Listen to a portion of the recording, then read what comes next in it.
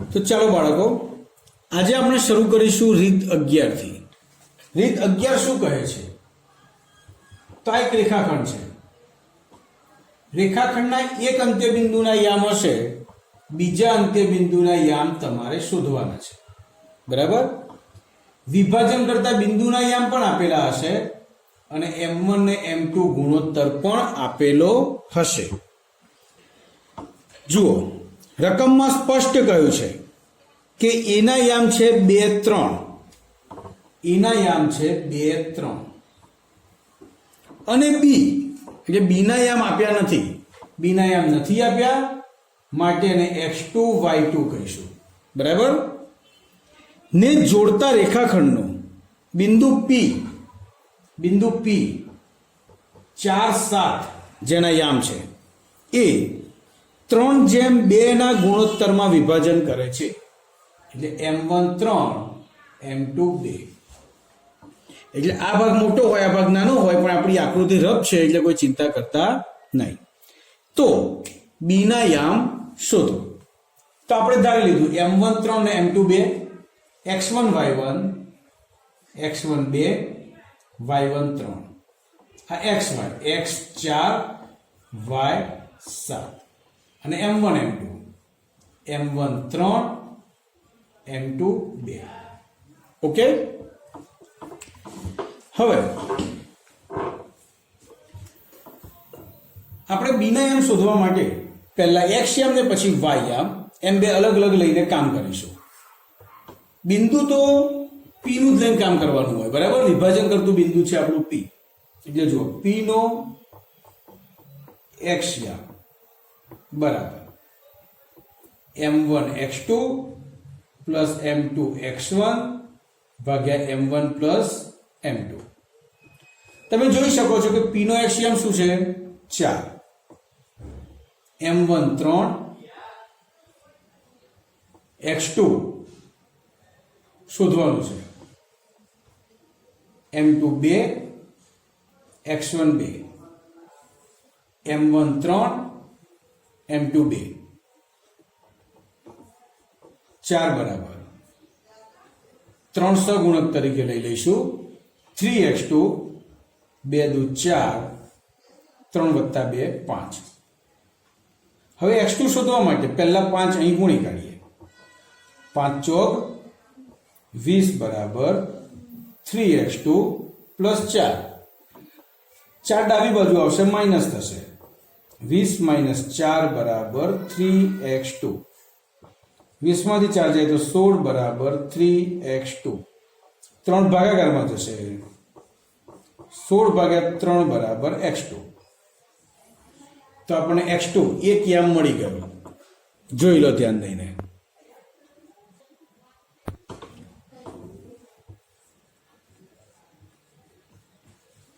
p નો y યામ બરાબર m1 y2 plus m2 y1 છેદમાં m1 પ્લસ m2.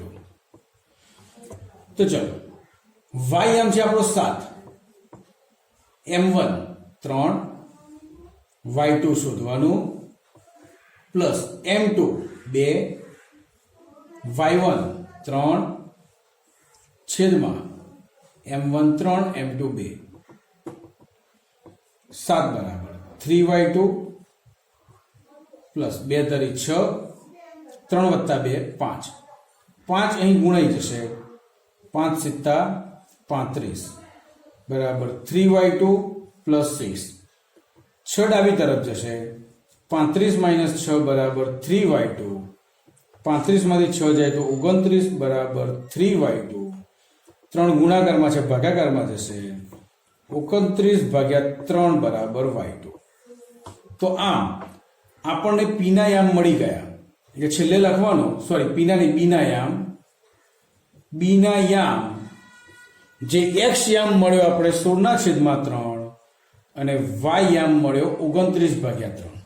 બરાબર? અહીં ભાગાકાર કરવાની જરૂર રહેતી નથી. ઓકે, જોઈ લો બાળકો શાંતિથી.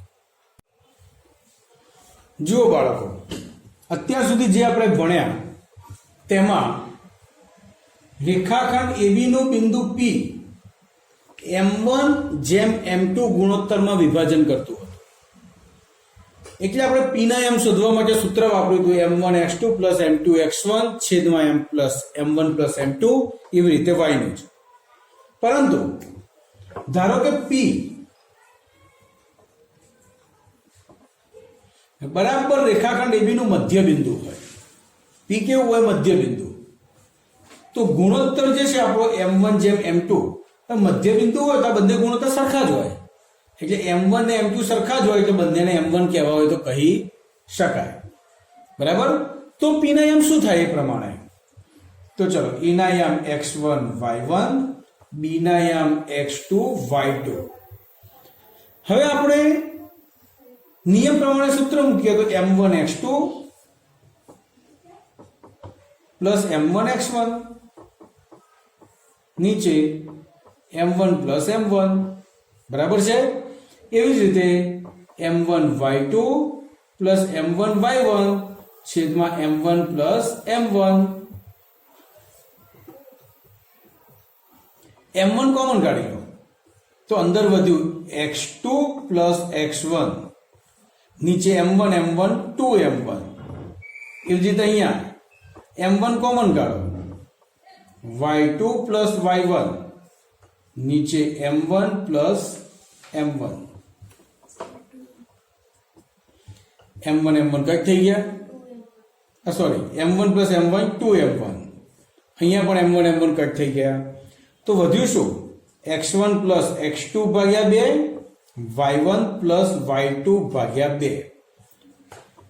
તો આ થયું ડાયરેક્ટ મધ્યબિંદુ શોધવાનું સૂત્ર. એટલે કે જો P એ રેખાખંડ AB નું મધ્યબિંદુ હોય તો મધ્યબિંદુ શોધવા માટે આપણે શું કરીશું? તો હવે આનો ઉપયોગ નહીં કરવાનો, સીધું આ વાપરીશું x1 પ્લસ x2 ભાગ્યા 2 y1 પ્લસ y2 ભાગ્યા 2.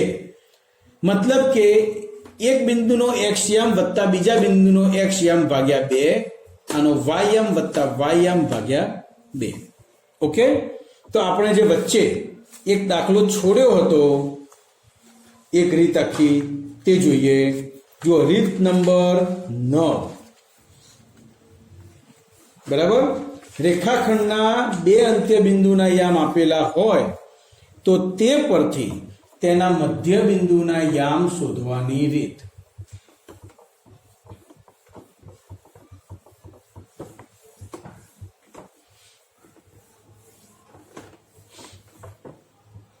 જુઓ અહીં તમને કહ્યું છે કે બિંદુઓ 3, 5 અને 7, 5 ને જોડતા રેખાખંડનું મધ્ય બિંદુ શોધો. એટલે કે A ના યામ છે 3, 5, B ના યામ છે 7, 5. ધારો કે મધ્ય બિંદુ P છે તો P ના યામ શોધો. તો આ થયું x1 y1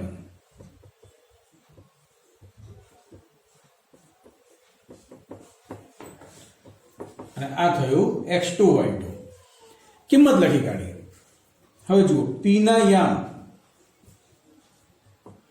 બરાબર x1 પ્લસ x2 ભાગ્યા 2 y1 પ્લસ y2 ભાગ્યા 2. x1 3 x2 7 ભાગ્યા 2 y1 5 y2 5 ભાગ્યા 2. 7 વત્તા 3 10 ભાગ્યા 2 5 વત્તા 5 10 ભાગ્યા 2 2 પંચા 10 2 પંચા 10 એટલે મળ્યું 5 5. ઓકે. તો અહીં P ના યામ આપણને મળશે 5 5. ઓકે.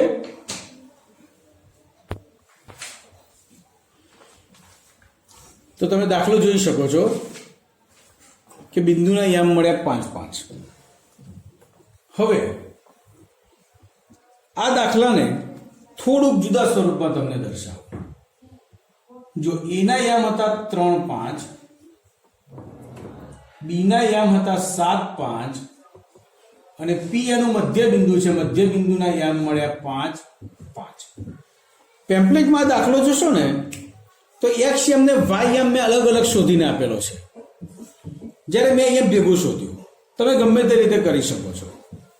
પરંતુ ઘણી વખત એવું હોય કે પી ના યામ આપેલા છે, એટલે કે મધ્ય બિંદુના યામ આપેલા છે, અને એક અંત્ય બિંદુના હોય અને બીજા અંત્ય બિંદુના ન હોય. તો ચાલો આપણે અહીં એના યામ શોધવાના છે, જે x1 y1 આપણે ધારી લઈશું. બરાબર, જોઈએ 3 5 આવે છે. તો હવે સમજો કે મધ્ય બિંદુના યામ આપ્યા હોય અને કોઈ એક અંત્ય બિંદુ શોધવાનું હોય તો x યામ ને y યામ અલગ અલગ લઈને જ કામ કરવું પડશે. એટલે કે p નો x યામ બરાબર x1 અને x2 ગણીશું ભાગ્યા 2. p નો x યામ છે 5, x1 શોધવાનું છે, x2 7 ભાગ્યા 2. 2 અહીં ગુણાઈ જશે, 5 2 10 બરાબર x1 પ્લસ 7, 7 આ બાજુ આવશે, 10 માઇનસ 7 બરાબર x1, 10 માંથી 7 જાય તો 3 બરાબર x1. જો x1 3 મળી ગયો. તે જ રીતે p નો y યામ તો y1 પ્લસ y2 ભાગ્યા 2. તો ચલો p નો y યામ શું છે 5, y1 y2 છે 5 ભાગ્યા 2. 2 અહીં ગુણાઈ જશે, 5 2 10 બરાબર y1 પ્લસ 5, 5 માઇનસ થશે, 10 માંથી 5 જાય તો 5 બરાબર y1. તો y1 પણ 5 મળી ગયું. એટલે કે એના યામ આપણને મળશે 3 અને 5. બરાબર. તો આ રીતે મધ્ય બિંદુના યામ શોધાય, અને જો મધ્ય બિંદુ આપ્યું હોય તો કોઈ એક અંત્ય બિંદુના યામ પણ શોધી શકાય.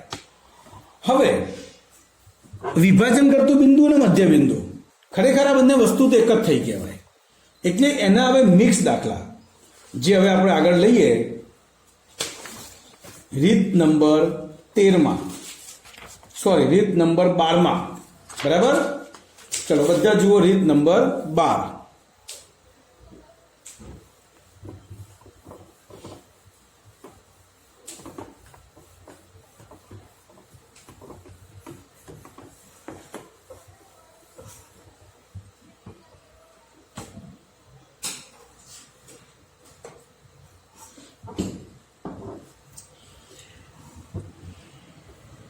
ચલો રીત 12માં કહ્યું છે ત્રિભાગ બિંદુના યામ શોધવાની રીત. અહીં આપણે આપણી સામાન્ય બુદ્ધિનો ઉપયોગ કરવાનો છે. ચાલો, શું છે સામાન્ય બુદ્ધિ? તો પેલા ત્રિભાગ બિંદુ એટલે શું આપણને ખબર હોવી જોઈએ. કહી શકશો? જો આપેલ રેખાખંડના 3 સમાન ભાગ કરે એવા બિંદુઓને ત્રિભાગ બિંદુઓ કહેવાય. ચલો, ભાગ 3 સમાન હોય તો 3 સમાન ભાગ કરવા માટે બિંદુઓ કેટલા જોઈએ? આજુબાજુના તો છે જ, વચ્ચે કેટલા જોઈએ? 2. એટલે જેટલા ભાગ કરવા હોય એનાથી એક બિંદુ ઓછું જોઈએ. જો 2 બિંદુઓ હોય એટલે ત્રિભાગ 3 ભાગ થઈ ગયા. આ 3 ભાગ સરખા છે એમ સમજવાનું. બરાબર, પહેલો ભાગ, બીજો ભાગ, ત્રીજો ભાગ. મારી આકૃતિ રફ છે, કદાચ થોડો નાનો મોટો દેખાય તો ઇગ્નોર કરજો. બરાબર, તો 3 સરખા ભાગમાં આપણે વિભાજન કર્યું. તો અહીં ગણિતના શબ્દોમાં એમ કહેવાય કે P અને Q રેખાખંડ AB નું 3 સમાન ભાગમાં વિભાજન કરે છે. એટલે કે P અને Q ત્રિભાગ બિંદુઓ છે. ઓકે, P અને Q ત્રિભાગ બિંદુઓ છે.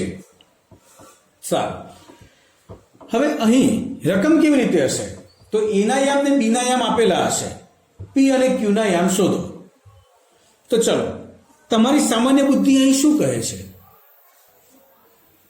ચલો, પહેલા આપણે P ના યામ શોધવા છે. કેવી રીતે શોધીશું?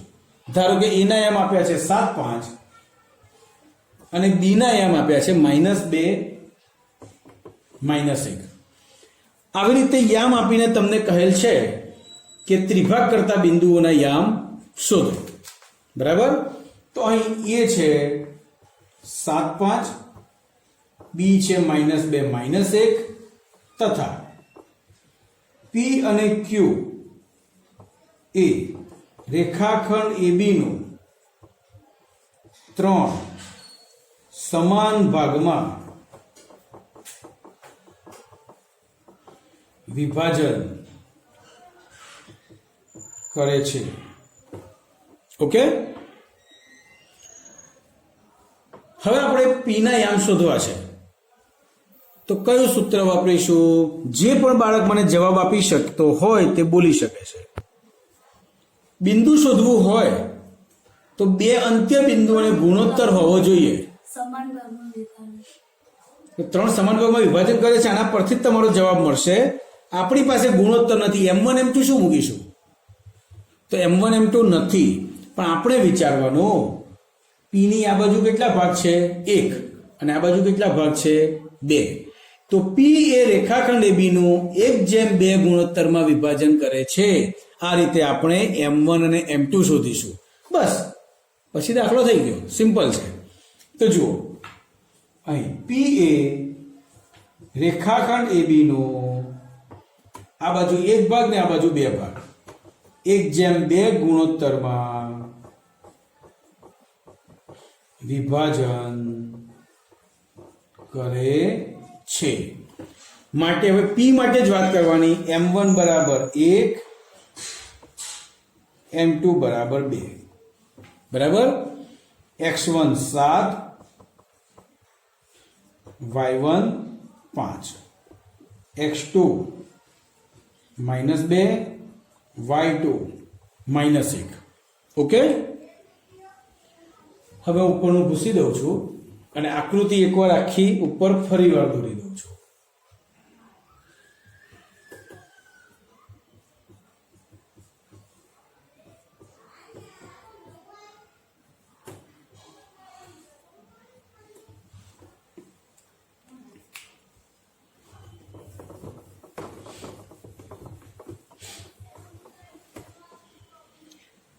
હવે P ના યામ શોધવા માટે આપણે ભેગા શોધીશું. P ના યામ બરાબર M1 X2 plus M2 X1 છેદમાં M1 પ્લસ M2, એ રીતે M1 Y2 plus M2 Y1 છેદમાં M1 પ્લસ M2. ઓકે, હવે M1 તો આપણે કીધું 1, X2 -2, M2 2, X1 7 છેદમાં 1 પ્લસ 2. તેવી જ રીતે Y માટે M1 1, Y2 -1. સર દેખાતું નથી. કોને નથી દેખાતું? સર કમ્પ્લીટ દેખાય છે. હા સર. ચલો સ્ટાર્ટ કરું છું. M2 2, Y1 5, M1 1 વત્તા 2.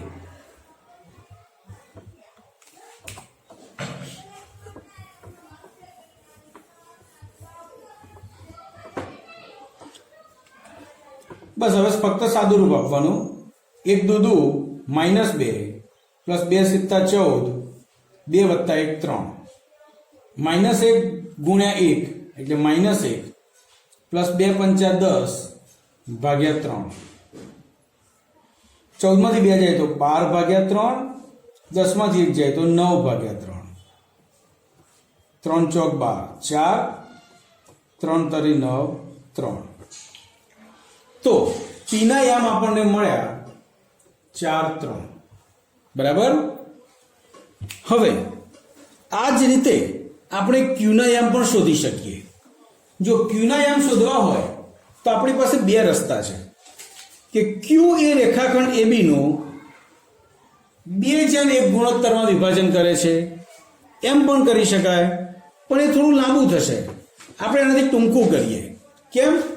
કારણ કે જો P ના યામ મળી ગયા તમને તો P ના અને P નું મધ્ય બિંદુ લો ફક્ત PB નું તો Q થાય. તો અહીં મધ્ય બિંદુથી આપણે કામ કરીશું તો આપણું કામ સહેલું થઈ જશે. માટે આપણે હવે લઈશું Q એ રેખાખંડ PB નું મધ્ય બિંદુ છે. તો જુઓ, ક્યુ એ રેખાખંડ પીબી નો મધ્ય બિંદુ છે. માટે ક્યુ ના યામ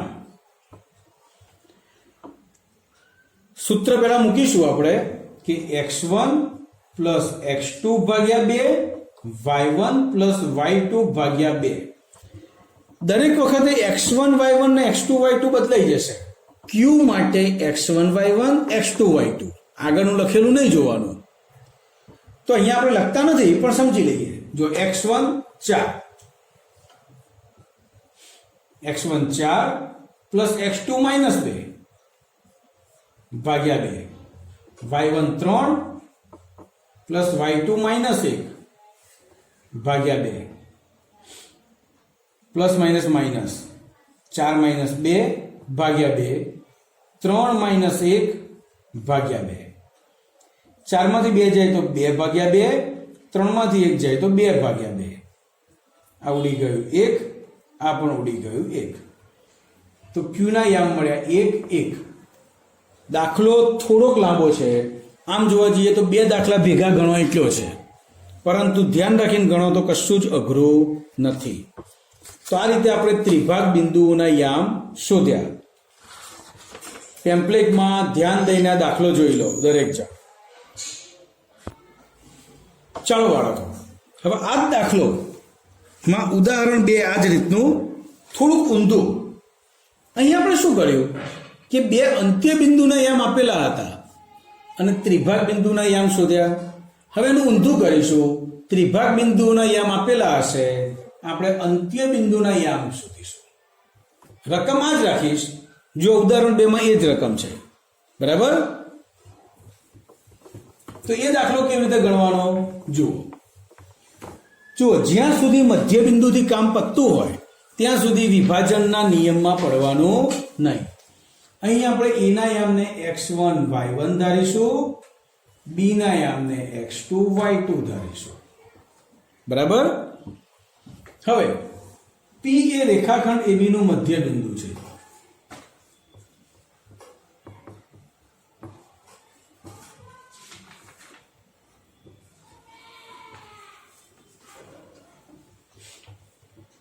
માટે p નો x યામ જ્યારે પણ મધ્ય બિંદુ આપેલું હોય તો x યામ y યામ અલગ અલગ લઈને કામ કરવાનું. અને સોરી, p રેખાખંડ AB નું નહીં, રેખાખંડ AQ નું મધ્ય બિંદુ થશે, AQ નું, બરાબર. એટલે p નો x યામ બરાબર, જુઓ AQ માટે આ x1 y1 આ x2 y2 થઈ જશે, બરાબર. આપણે અહીંયા સૂત્ર નહીં લખીએ, ડાયરેક્ટ x1 પ્લસ 1 ભાગ્યા 2, p નો x યામ છે 4 બરાબર x1 પ્લસ 1 ભાગ્યા 2, 2 અહીં ગુણાઈ જશે, 4 દુ 8 બરાબર x1 પ્લસ 1, એક આ બાજુ આવશે, 8 માઇનસ 1 બરાબર x1, 8 માંથી 1 જાય તો 7 બરાબર x1. તો x1 મળ્યું આપણને 7. તેવી જ રીતે y યામ લઈએ, p નો y યામ તો y1 પ્લસ 1 ભાગ્યા 2. તો p નો y યામ છે 3, y1 પ્લસ 1 ભાગ્યા 2, 2 અહીં ગુણાઈ ગયા, 3 દુ 6 બરાબર y1 પ્લસ 1, 1 માઇનસ થશે, 6 માંથી 1 જાય તો 5 બરાબર y1. તો y1 ની કિંમત થઈ 5. તમે રકમમાં જોઈ શકો છો, આગલી રકમમાં જો એના યામ 7 5 જ હતા, બરાબર. આ જ રીતે ફરીવાર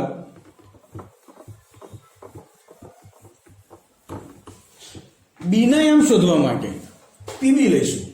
પીબી નું મધ્ય બિંદુ Q છે, એટલે Q એ રેખાખંડ પીબી નું મધ્ય બિંદુ છે, બરાબર. માટે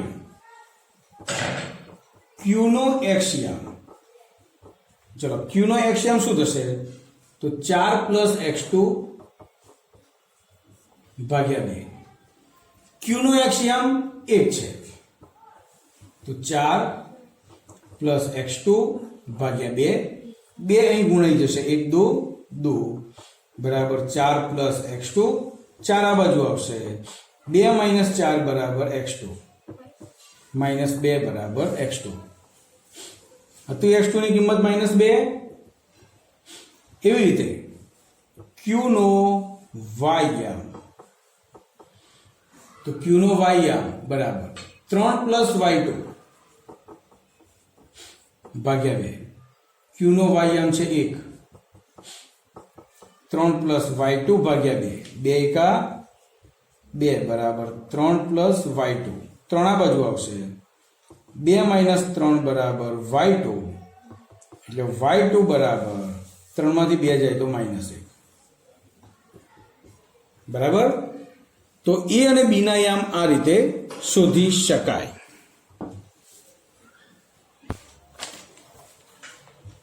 જુઓ બાળકો, હમણાં આપણે જોયું કે રેખાખંડના 2 અંત્ય બિંદુઓના યામ આપેલા હોય તો ત્રિભાગ બિંદુના યામ શોધતા શીખ્યા.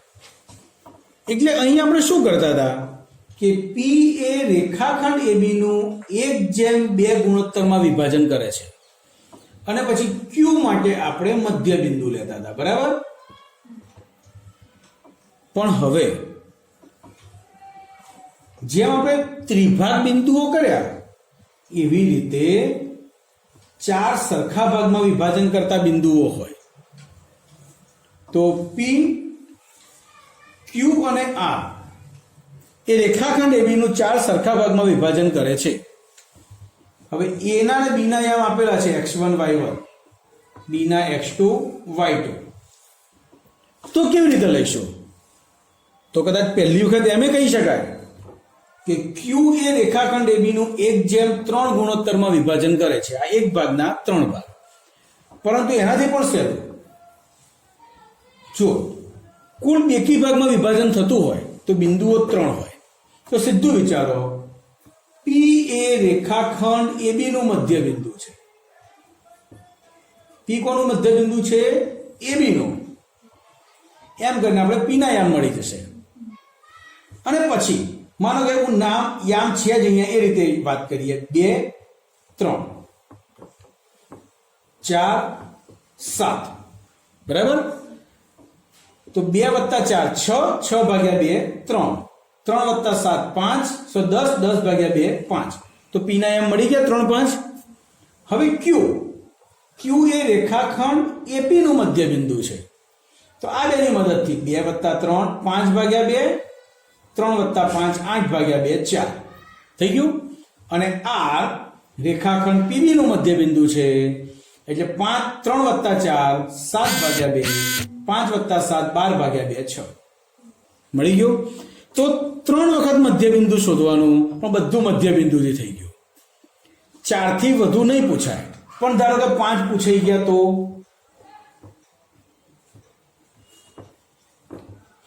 બરાબર. p q r s.